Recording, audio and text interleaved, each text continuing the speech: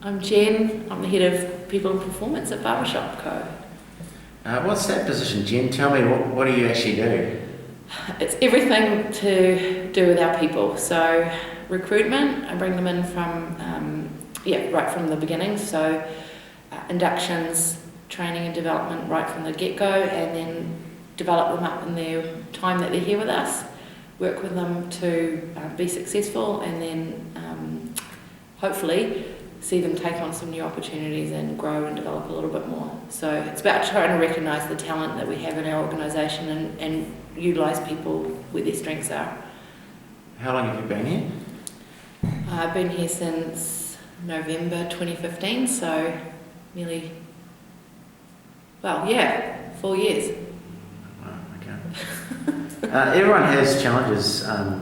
I think it's what makes us stronger, and in some ways failure is a step towards success, whatever success really is for people. I'd like to understand, Jen, professionally I suppose, what you classify as your biggest failure along the way. Which one? Because I've had a lot of challenges and professionally. I think failure, I reckon one of the biggest failures I would probably have had would be not backing myself early enough that I have the skills that I have. So, I could say that it was my business that I set up and ran when I finished primary school teaching, and it didn't make it in the long run. I ran it for 3 years or whatever. But that to me was like one of the biggest stepping stones in my life, because it's enabled me to do what I'm doing now and take on other risks, and it's made me much more resilient for facing challenges and realising that you can actually get through them. Because at the time it felt like the worst thing ever. But I think for me it probably goes back to at university, where I spent 9 years studying, and I never really thought I was capable of anything professional. I followed my kind of artistic side. I had a love of art, I had a love of language, and I just rolled around and relished in that, and I loved it, don't get me wrong. But I never thought, that's actually going to be something I can... I never thought I could be a successful professional person. I didn't know where that was going to lead me, and I think probably my biggest failure is now a sense of wasted years in some ways, where I could be somewhere else, or could be better or stronger, or have had more experience than I've had to be able to contribute to what I'm doing now. Yeah. Brilliant. Okay, and so what about, obviously professional lives are a big part of us. Yeah. And I know you're a very senior person here at Barbershop, and my right hand for sure. But the other side of our lives is personal. Yeah. And I think we're equally made up, from different facets. But tell me about your biggest challenge personally. It's really hard to separate my professional and personal life now, because it's who I am professionally is who I am personally.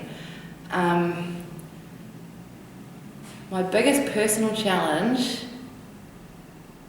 was probably completing my second marathon, which sounds like a really, not arbitrary, but kind of not important thing. I've had a lot of really important things happen in my life. Some Tell me about one of serious those. challenges. The biggest challenge I faced, I guess, was I have a beautiful family with, that I grew up with, my family of 4, and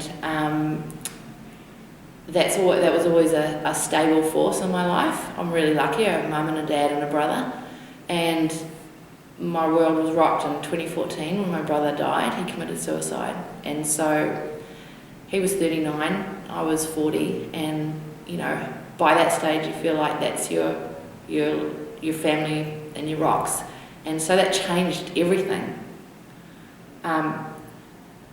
But what it actually did, while it was a challenging time in terms of grief for me, that that time really was a moment where I suddenly pulled into perspective everything that was going on around me, and it was actually in the months afterwards difficult and sad, but also the most joyful time, because I was able to actually really understand what was important, and I was able to make some really significant changes in my life. And one of those things that I vowed to myself was that I'd completed the Auckland Marathon the year before, and I was not that,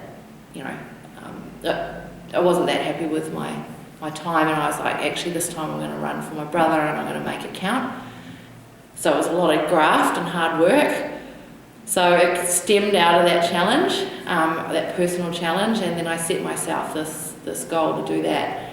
And while I was doing that, I was going through a lot of change in my work where I was at the time, and it wasn't a happy time. And because of coming out of that period, I guess, and the resilience and the discipline that I had to show in terms of training myself for this marathon, maybe it was a distraction too, I was able to pull myself out of that, and I was able to actually go, well, what do I want in my life, and make some significant changes. And that's what I did, and that's how I ended up here, to be honest, at the fight of my life coming to work here. You don't know that, I don't think you know that, but No. I spent months executing how I was going to make sure I got this damn job.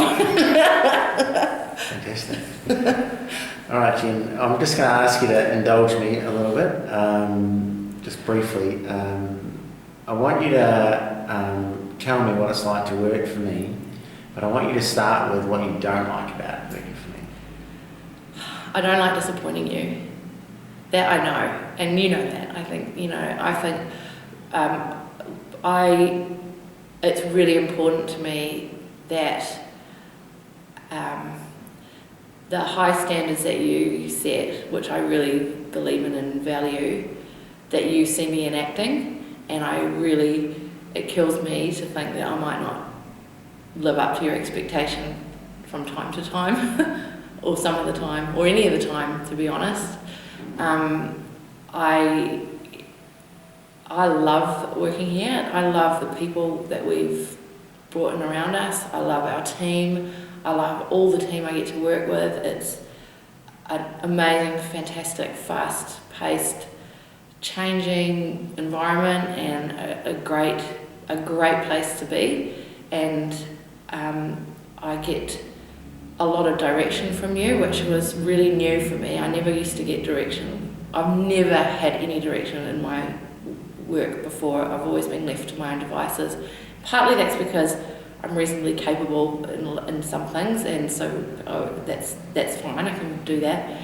But getting direction and actually having someone go, well, actually, yeah, that's good, but we could do better, has been pretty awesome for me, because it's stretched me massively. I've had to kind of check myself a little bit, and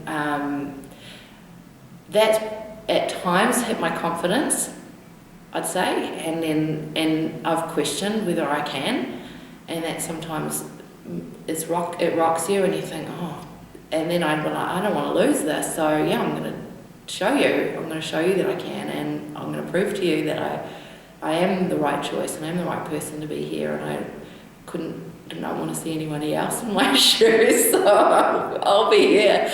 So, I think that's answered both your questions, I think. Yeah, thank you. That's awesome.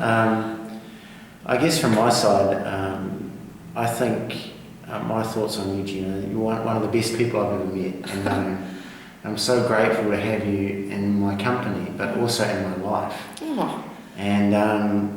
And I think you are absolutely living and walking proof that the best people work at BarberShopCo.